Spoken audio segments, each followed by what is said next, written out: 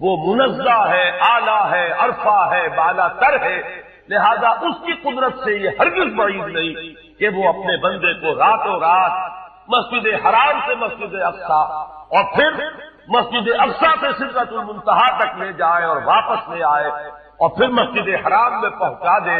اور بعض روایات میں آتا ہے کہ وضو کا پانی ابھی بہ رہا تھا اور کنڈی جو ہے حضور کے مکان کی وہ ابھی ہل رہی تھی، معلوم ہوا وقت نہیں گزرا۔ میں کچھ بیان کروں گا، میرے بیان کرنے میں کچھ کمی اور بیشی ہونے کا اندیشہ۔ اگر ہم اتنے خوش قسمت ہیں کہ وہ واقعہ ہمارے پاس ایک مفصل حدیث کی شکل میں موجود اور حدیث بھی دوسرے یا تیسرے طبقے کی کتابوں کی نہیں، متفق علیہ، جس میں روایتاً جیسا کہ میں نے عرض کیا جس کا پایا تقریباً قرآن کے برابر، اور اس حدیث کے راوی ہیں حضرت مالک ابن صعصع رضی اللہ تعالی عنہ۔ ان کے بارے میں ایک بات ہے بڑی اہم، وہ نوٹ کر لیجئے۔ یہ انصاری صحابی ہیں، ان میں سے نہیں ہے کہ جنہیں حدیثیں بیان کرنے کا کوئی زیادہ شوق رہا ہو، یہ غالباً واحد حدیث ہے جو انہوں نے بیان کی، اور انہیں اس سے نہایت شغف تھا، نہایت محبت کے ساتھ انہوں نے اس کو محفوظ کیا، اس کے ایک ایک لفظ کی حفاظت کی۔ چنانچہ بعض دوسرے وہ صحابہ بھی جنہوں نے خود حضور سے یہ بات سنی ہوئی تھی، اب ایک تو وہ خود براہ راست روایت کر رہے ہیں حضور سے کہ ہم نے سنا، حضرت انس ابن مالک رضی اللہ تعالیٰ عنہ خود، لیکن وہ صحابہ بھی ان کی خدمت میں خاص طور پر حاضر ہو کر ان سے اس روایت کو سنی، اس لیے کہ اس روایت میں ان کا درجہ بہت بلند، ان کو اس سے بہت شغف تھا۔ تو صحابہ جو براہ راست حضور سے سن چکے وہ بھی ان کے پاس جا کر خاص طور پر اس حدیث کو سنا۔ چنانچہ یہ روایت جو متفق علیہ ہے، یہ امام بخاری جو اس کو لائے ہیں عن قتادہ عن انس بن مالک عن مالک ابن صعصع رضی اللہ تعالی عنہ، حضرت انس بن مالک سے روایت موجود ہے مسلم شریف، براہ راست ان سے، لیکن یہ اس روایت کو بیان کر رہے ہیں حضرت مالک ابن صعصع رضی اللہ تعالی عنہ کے حوالے سے۔ روایت کیا ہے؟ ان النبی صلی اللہ علیہ وسلم حدثهم عن لیلۃ اسری بہ۔ اب دیکھیے یہ مرفوع حدیث ہو گئی، حضرت صعصع بیان فرما رہے ہیں کہ نبی اکرم صلی اللہ علیہ وسلم نے خود ہمیں سنایا، وہ حالات و واقعات سنائے جو اس رات کو پیش آئے جس رات کے انہیں لے جایا گیا۔ قال بینما انا فی الحطیم وربما قال فی الفجر، حضور فرماتے ہیں کہ میں اسی اثنا میں کہ میں حطیم میں تھا، اور ایک دوسری روایت میں الفاظ حجر آئے ہیں وہ بھی کہتے ہیں اسی حصے سے، مضطجعا میں لیٹا ہوا تھا، اذ اتانی آتن کہ اچانک میرے پاس ایک آنے والا آیا۔ یہ آنے والے کون ہیں؟ حضرت جبرائیل، یہ بعد میں واضح ہو جائے گا۔ فشق ما بین ہذہ الی ہذہ، حضور نے اشارہ فرمایا اس نے یہاں سے یہاں تک میرا سینہ چاٹا، یعنی من طفرۃ نہرہ الی شعرتہ، یہ جو گڑھا ہے حلق کا گڑھا یہاں سے لے کر تیرے ناف تک سینہ چاٹا، فاستخرج قلبی اور میرا دل نکالا، ثم اعطیت بطست من ذهب مملوء ایمانا فغسل قلبی، پھر ایک تشت لایا گیا سنہری جو ایمان سے مملوء تھا، بھرا ہوا تھا، تو پھر اس کے ذریعے سے میرے اس قلب کو سینے کو دھویا گیا، ثم غسیا ثم اعید وفی روایت، اس کے بعد اس کو لوٹا دیا گیا اور پھر وہ زخم بھی سی دیا گیا۔ ایک روایت میں آتا ہے ثم غسل البطن بماء زمزم ثم ملئ ایمانا وحکمتا، اسی طریقے سے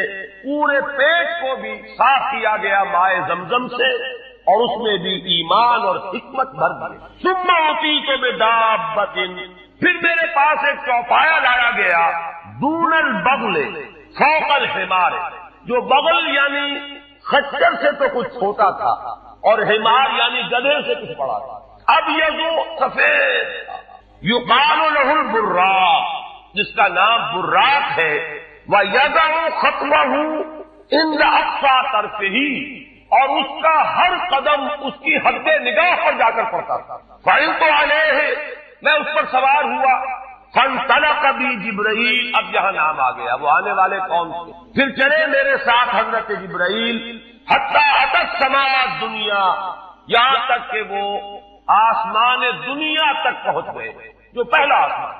اب یہاں دیکھیے وہ روایت میں جو زمینی سفر کا درمیانی حصہ ہے وہ رہ گیا۔ دوسری روایات سے ہم اس کو جوڑ کر جمع کہ پہلا زمینی سفر ہے، مسجد اقصیٰ تک پہنچے ہیں، وہاں جا کر روایت میں آتا ہے میں نے وہی اپنے اس خچر کو باندھا، براق کو، جہاں انبیاء باندھا کرتے تھے، اور پھر وہاں میں نے نماز ادا کی۔ بہت سے لوگ جمع ہوئے، میں منتظر تھا کہ کون نماز پڑھائے گا، کہ جبرائیل نے میرا ہاتھ پکڑ کر مجھے آگے کیا، میں نے نماز پڑھائی، اور پھر جبرائیل نے مجھے بتایا کہ یہ تمام انبیاء تھے جو اس دنیا میں مبعوث ہوئے ہیں، اور آج آپ نے ان سب کی امامت۔ یہاں سے پھر شروع ہوا ہے وہ دوسرا سفر۔ لیکن جب پہلے آسمان تک پہنچے فاستفتح، انہوں نے دستک دی، کھلوانا چاہا۔ قیل من ھذا، پوچھا گیا کون ہے؟ قال جبرائیل، انہوں نے جواب دیا جبرائیل۔ قیل ومن معک، پوچھا گیا کہ آپ کے ساتھ کون ہے؟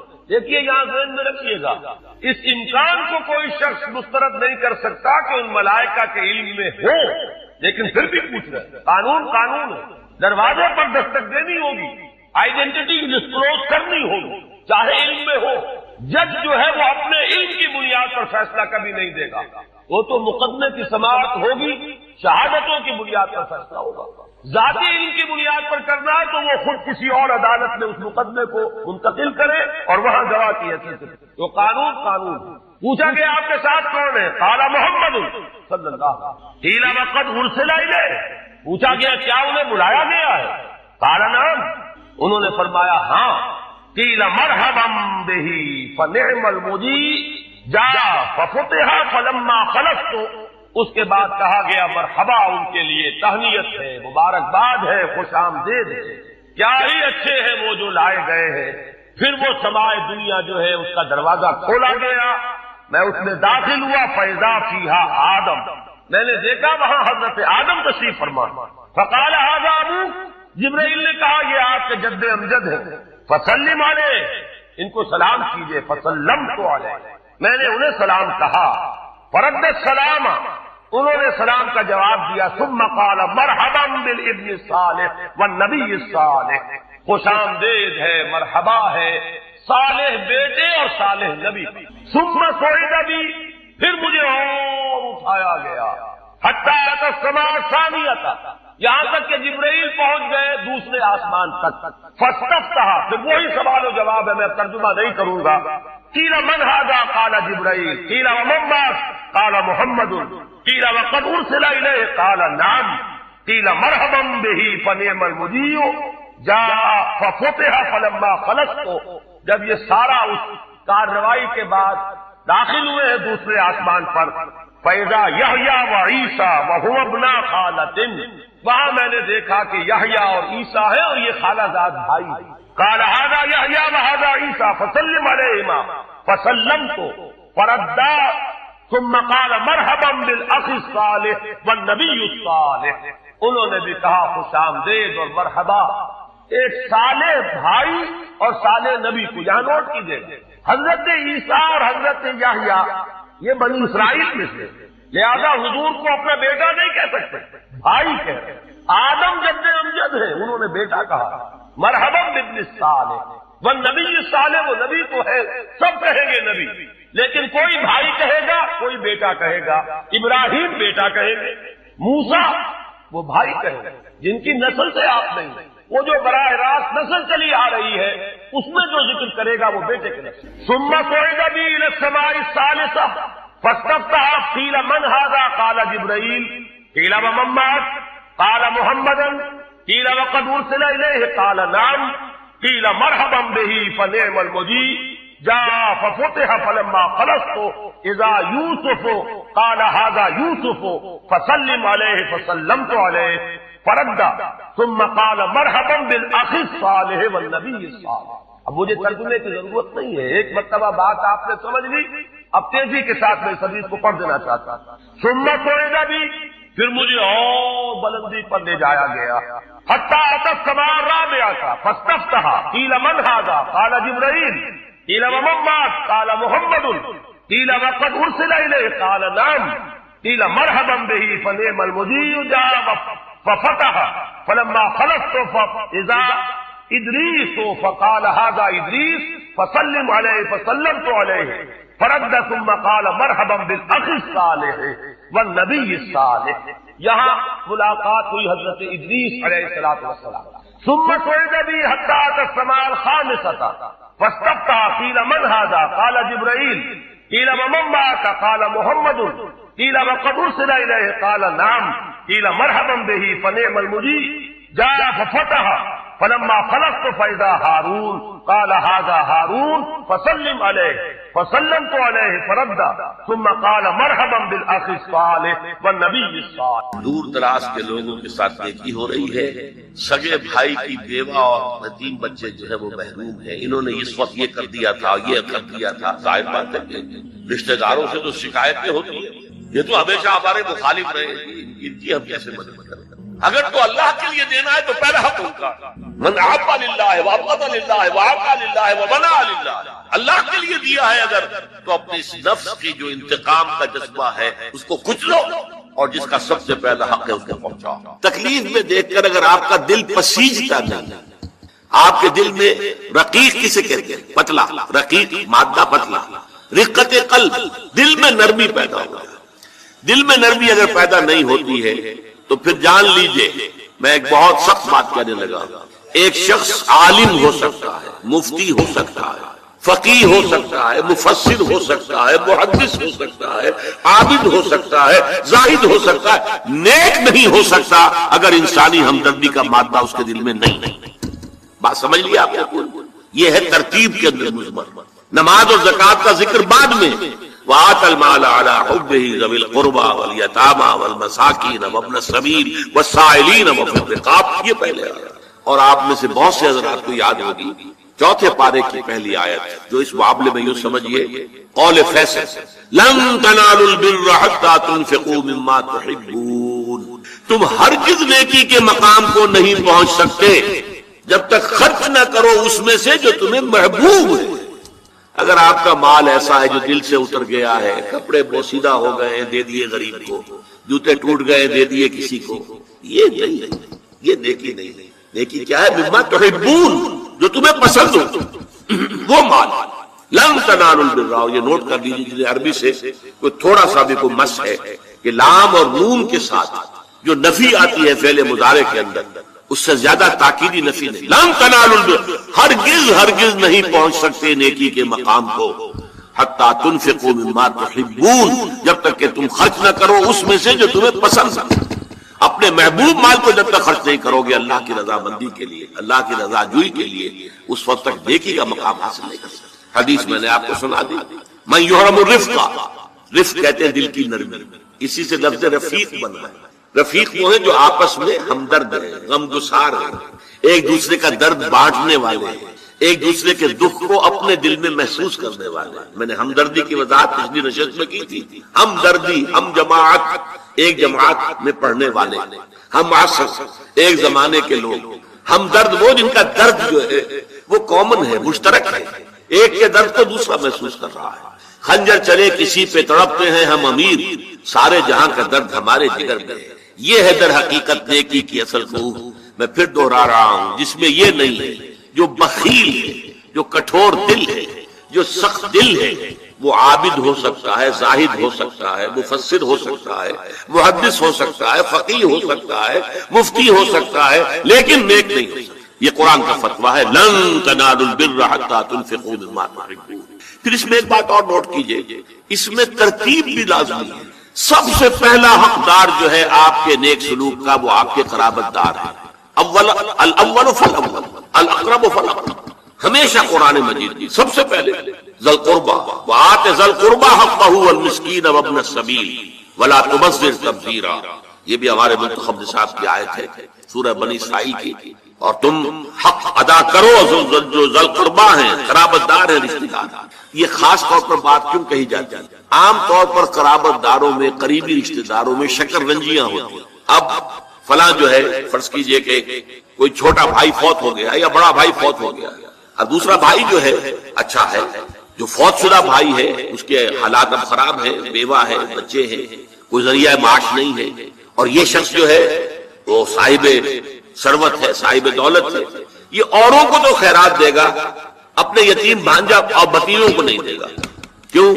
انہوں نے یہ کیا تھا، انہوں نے یہ کیا تھا، انہوں نے فلاں وقت یہ کہہ دیا تھا، وہ بھابھی نے فلاں وقت جو ہے میرے ساتھ یہ معاملہ کیا تھا۔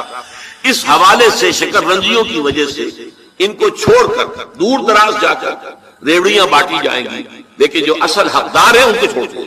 اس کا تجزیہ کیجیے، اس کا مطلب ہے یہ اللہ کے لیے نہیں دیا جا رہا۔ اگر اللہ کا جذبہ ہو اللہ کو راضی کرنا، تو پھر تو دیکھو کہ اللہ نے سب سے پہلا حقدار کس کو بنایا، پھر تو دیکھنا ہوگا ترتیب اللہ کی۔ اللہ کی ترتیب میں تو آت المال علی حبہ ذوی القربى، ذوی القربى سب سے پہلے ہے، اس کے بعد یتامى ہے، مساکین ہے، وابن السبیل ہے، والسائلین ہے، وفی الرقاب، لیکن اولین جو ہے ذوی القربى ہے۔ حدیث آتی ہے کہ حضور نے فرمایا من احب للہ وابغض للہ واعطى للہ ومنع للہ فقد استقبل الایمان، جس نے اگر کسی سے محبت کی تو اللہ کے لیے محبت کی، کہ اللہ کو پسند ہے کہ اس سے محبت کی جائے، اور کسی سے بغض اور عداوت رکھی تو وہ بھی اس لیے کہ اللہ کو پسند ہے کہ اس سے بغض رکھا جائے، اور اگر کسی کو کچھ دیا تو اس لیے کہ اللہ کو اس کا دینا پسند ہے، اور کسی سے کچھ روکا تو اس لیے روکا کہ اللہ کو اس کا روکنا پسند ہے۔ یعنی انسان کے تمام اعمال کا اصل موٹو جو ہے وہ ذات باری تعالی اور اس کے احکام اور اس کی پسند اس کی ناپسند بن جائے۔ اگر یہ ہو جائے من احب للہ وابغض للہ واعطى للہ ومنع للہ فقد استکمل الایمان، تو ایسے شخص نے تو اپنے ایمان کی تکمیل کر لی۔ یہ کمال ایمان کا۔ اس اجتماع میں جو حضرات موجود تھے ان میں سے ہمارے ایک عزیز نے پھر مجھے حدیث نبوی جو ہے وہ پہنچا دی، جس سے کہ میرے اس خیال اور احساس کی پوری تائید۔ یہ حدیث قدسی ہے، یہ میں اب آپ کو پڑھ کر سنا رہا ہوں۔ یہ حدیث قدسی جو ہے احمد بن حنبل اس کی رحمہ اللہ کے مسند میں موجود ہے، اس کے علاوہ بخاری شریف میں بھی موجود ہے، حضرت ابو ہریرہ سے بھی، حضرت عبداللہ بن عمر سے۔ لیکن بخاری میں جو یہ دو مقامات پر آئی ہے اس میں یہ صراحت نہیں ہے کہ یہ حدیث قدسی، بلکہ یہ کہ نبی کی حدیث، نبی اکرم صلی اللہ علیہ وسلم کے قول کی حیثیت سے اس کو بیان کیا گیا ہے، جبکہ یہ حضرت ابو ہریرہ ہی سے، جبکہ مسند احمد بن حنبل میں آئی ہے تو اس میں بالکل وضاحت ہے کہ یہ حدیث قدسی، اور میں اسی کا متن آپ کو سنا رہا ہوں۔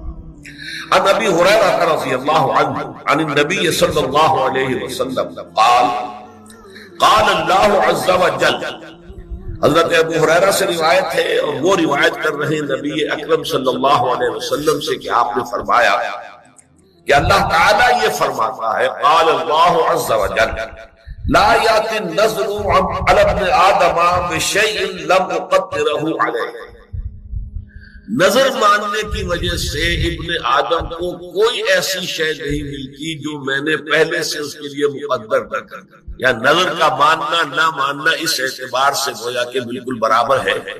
اللہ تعالیٰ نے جو بات پہلے سے طے کی ہوئی ہے اس نظر کی وجہ سے اس میں کوئی تبدیلی نہیں ہوگی۔ فرمایا قال اللہ عز وجل لا یاتی النظر علی ابن آدم بشیء لم اقدرہ علیہ ولكنه شيء استخرج به من البخيل يؤتيني عليه ما لا يؤتيني على البخل، لیکن یہ ایک ایسی شکل ہے نظر کی کہ جس کے ذریعے سے میں بخیل کے مال میں سے کچھ نکلوا لیتا، اگر یہ بخل جو ہے اس کے اوپر مسلط رہے اور وہ نظر نہ مانے تو وہ مال نہیں نکالے گا، وہ نہیں صدقہ و خیرات۔ نظر کے حوالے سے کم یہ کہ کچھ غرباء کا کسی مساکین کا کوئی فائدہ ہو جاتا ہے، بھئی یہ فائدہ ہے، باقی جہاں تک میری تقدیر ہے، میرا فیصلہ ہے، وہ اپنی جگہ برقرار رہتا ہے۔ تو اس سے بہرحال میری وہ جو، لیکن واقعہ یہ ہے کہ بھاری بھاری نظموں پر اور قصیدوں پر بھاری، طویل ترین نظمیں اور قصیدے ہیں ان پر بھاری ہمتیں۔ ابو بکر کی ہمت جو ہے، کشت ملت را جو اب جیسے بارش سے کھیتی اپجتی ہے، ابو بکر کی ہمت اور عزیمت اس امت کو اسی طرح سینچنے والی ہے۔ ثانیے اسلام و غار و بدر و قبر، وہ دوسرے تھے اسلام میں، دوسرے پہلے کون تھے؟ انا اول المومنین، حضور کی بات ہے، سب سے پہلا ایمان لانے والا ہے، دوسرے ابو بکر۔ ویسے ہمارے ہاں یہ چلتا ہے اختلاف حضرت علی پہلے ہے کہ حضرت ابو بکر پہلے ہے، لیکن اس میں بڑی خوبصورت تطبیق قائم کی ہے علماء نے، اور بہت صحیح ہے۔ چار کے بارے میں فیصلہ ہی مت کرو کہ کون پہلے ہے، ان کی ایک عجیب تقسیم کرتی ہے۔ آزاد مردوں میں، بالغ مردوں میں سب سے پہلے ابو بکر، بچوں میں سب سے پہلے علی، خواتین میں سب سے پہلے خدیجہ، اور غلاموں میں سب سے پہلے زید بن حارثہ۔ بڑی پیاری تقسیم ہے، یہ چاروں ہی پہلے ہیں، ہر ایک کے لیے ولیت ہے۔ اور واقعہ یہ ہے کہ اگر زمانی اعتبار سے تعین ہوگا تو پہلے خدیجہ الکبریٰ آئی رضی اللہ تعالی عنہ۔ کسی اور سے بات کرنے کی نوبت بعد میں آ سکتی ہے، پہلے تو اہلیہ محترمہ سے بات کی، آتے ہی پہلی وحی ہوئی ہے، ابھی تبلیغ کا حکم نہیں تھا۔ کس کو بتایا واقعہ؟ ابھی اپنی نبوت کی تبلیغ کا تو حکم ہی نہیں آیا۔ واقعہ کس کا ہے؟ وہ خدیجہ۔ جب کہا ہے کہ خشیت علی نفسی، مجھے اپنی جان کا اندیشہ ہے، تو کیا جواب دیا خدیجہ نے رضی اللہ تعالی عنہا؟ وہ صدیقۃ الکبریٰ، صدیقات جو ہے خواتین، ان میں چوٹی پر خدیجہ الکبریٰ ہے رضی اللہ تعالی عنہا، اور صدیق جو مرد ہیں ان میں صدیق اکبر ہے ابو بکر صدیق رضی اللہ تعالی عنہ۔ لیکن صدیقات میں چوٹی۔ جب حضور نے فرمایا خشیت علی نفسی، کیا فرمایا، کیا عرض کیا، کیسے تسلی دی؟ نہیں، اللہ آپ کو ضائع نہیں کرے گا، آپ غریبوں کے ہمدرد ہیں، آپ مساکین کی تکالیف رفع کرنے والے ہیں، آپ بیواؤں کی سرپرستی کرتے ہیں، آپ مسافروں کی خدمت کرتے ہیں، اللہ آپ کو ضائع نہیں کرے گا۔ یہ یقین ہے اس خاتون کے اندر۔ خیر وہ ایک علیحدہ بات ہو جائے گی۔ میرے دل پر حضرت خدیجہ رضی اللہ تعالی عنہ کی شخصیت کا بڑا گہرا نقش، جو وہ کوئی اور ہی وقت اور موقع ہوا تو بیان ہوگا۔ بہرحال اقبال نے ایک مصرے میں جو چار اولیتیں جمع کر دی ہیں، ہمتیں کشت امت را چو ابر، ثانی اسلام و غار و بدر و قبر۔ اسلام میں حضور کے بعد پہلے کون؟ ابو بکر۔ غار میں حضور کے ساتھ کون؟ بکر۔ بدر کی رات اللہ کا رسول سر بسجود، وہ جھاڑ، وہ گھاس پھوس کی جو جھوپڑی بنائی گئی تھی، اور وہاں تلوار ننگی لے کر پہرا دینے والا کون؟ ابو بکر۔ اور اس حجرہ عائشہ میں محمد کے بعد سب سے پہلے دفن ہونے والا کون؟ ابو بکر رضی اللہ تعالی عنہ صلی اللہ علیہ وسلم۔ وہ جو معاملہ میں سنا رہا تھا غار ثور کا، حضرت ابو بکر بھی حضور کے خیال سے لرز گئے ہیں۔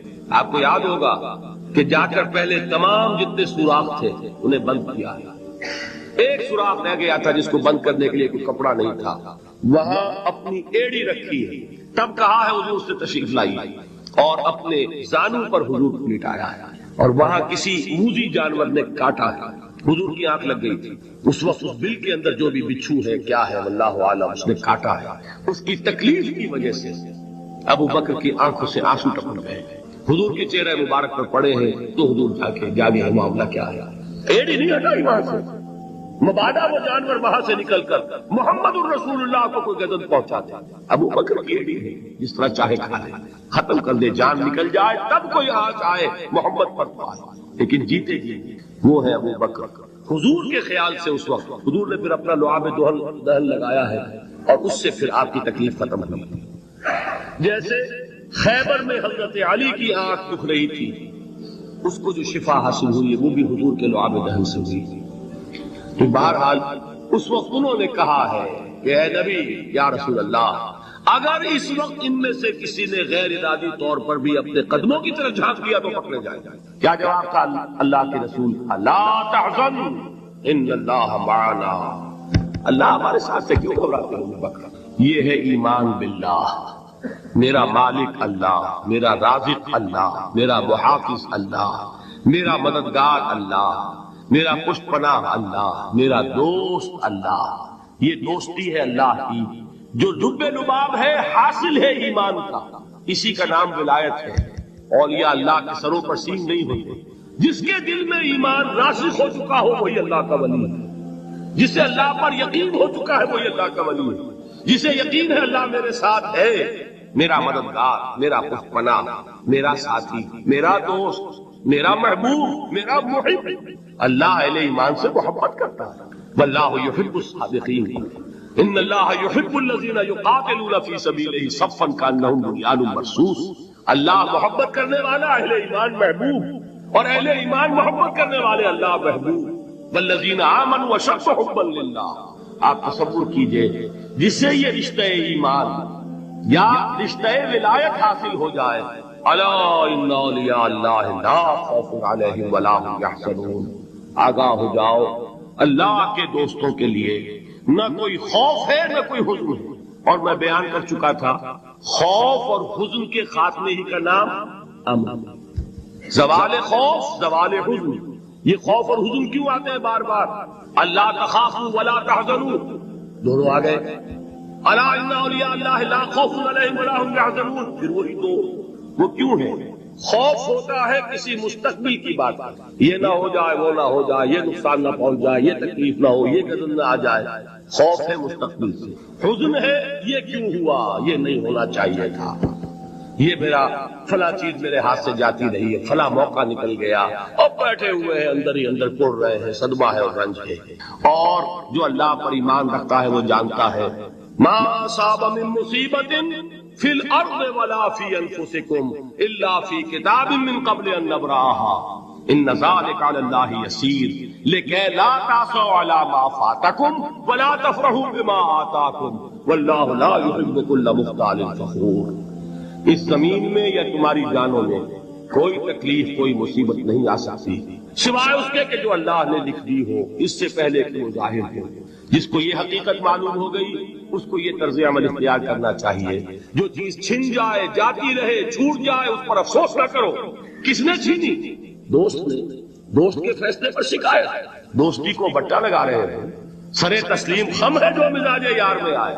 اگر دوستی ہے تو پھر تو تمہیں گردن جھکانی چاہیے کہ ہر کے ساقی مارے عین الطاف، جو بھی میرا ساقی میرے پیالے میں ڈال دے اس کا کرم، جو اس کی طرف سے آئے اس پر کوئی رنج نہیں، کوئی صدمہ نہیں، کوئی غم نہیں، کوئی شکایت نہیں، کوئی شکوہ نہیں، اور جو ہوگا وہ اس کے اذن کے بغیر نہیں ہوگا، اور اس کا اذن ہوگا تو یقیناً میرے لیے خیر ہی خیر ہے، چاہے وہ ناگوار شے ہو، بظاہر مجھے اچھی نہ لگ رہی ہو، میری شارٹ سائٹڈنس میں مجھے وہ نظر آ رہی ہے کہ میرے لیے بری ہے، لیکن قرآن نے کہا ہے عسیٰ ان تکرہوا شیئا وہو خیر لکم وعسیٰ ان تحبوا شیئا وہو شر لکم واللہ یعلم وانتم لا تعلمون۔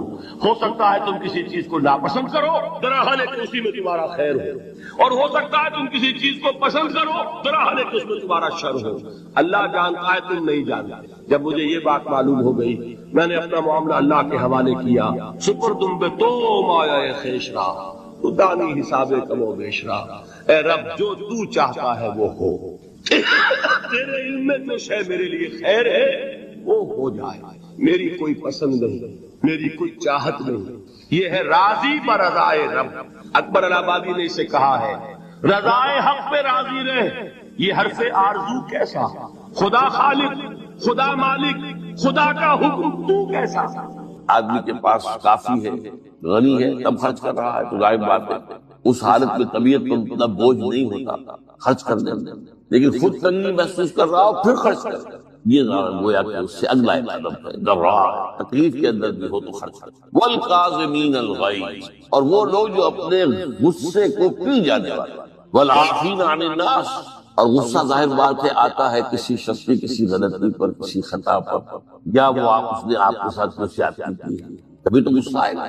لہذا غصے کو تو پی جاؤ اور لوگوں کو معاف کرو۔ والعافین عن الناس، یہ دو کام در حقیقت ایک ہی کام کے دو رخ ہیں، کہ غصہ آیا ہے تو اسے پی جاؤ، اور جس شخص نے بھی ان پر زیادتی کی ہے، تمہارے خیال میں زیادتی کی ہے، ہو سکتا ہے وہ اپنی جگہ پر صحیح ہو، لیکن یہ کہ بہرحال تمہیں غصہ آیا ہے اس غصے کو پی جاؤ، اس سے معاف۔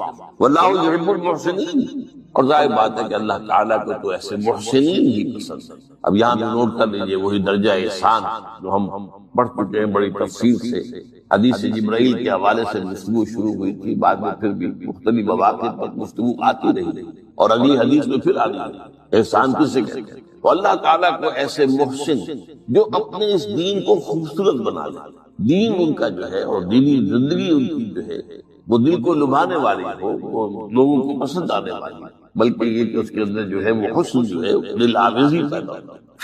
اس آیت کے حوالے سے میں آج پھر حدیث آپ کو سنا رہا ہوں۔ اس کے راوی حضرت ابو ہریرہ رضی اللہ تعالی عنہ، انہوں نے ذکر کیا ہے، اور اس کی روایت بھی ہے امام بخاری کی رحمہ اللہ، ان رجلا قال للنبی صلی اللہ علیہ وسلم، ایک شخص نے حضور صلی اللہ علیہ وسلم سے عرض کیا، اوصنی، حضور مجھے کچھ وصیت سے، اوصا یوسی ایصاء، وصیت، وصا یوصی توصیتاً، اس کے معنی ہوئی، وصا یوصی کے معنی ہو جائیں گے تدریجاً، مسلسل وصیت کرتے رہنا، وصیت کرتے رہنا۔